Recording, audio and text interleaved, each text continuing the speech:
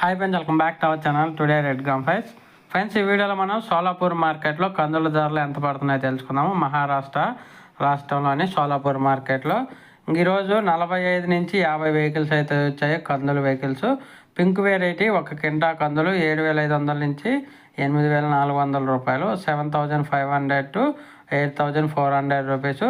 Maruti variety వచ్చేసి 7,300 నుంచి 7,700 రూపాయలు, 7,300 టు 7,700 రూపీస్ ఒక కింటా కందులు. జిఆర్జీ వచ్చేసి 8,500 రూపాయలు, 8,500 రూపీస్. ఇవి వచ్చేసి కొత్త కందులు. ఇంకా పాత కందులు వచ్చేసి 4 వెహికల్స్ అయితే వచ్చాయి. పింక్ వెరైటీ 7,200 నుంచి 7,850 రూపాయలు, 7,200 టు 7,850 రూపీస్.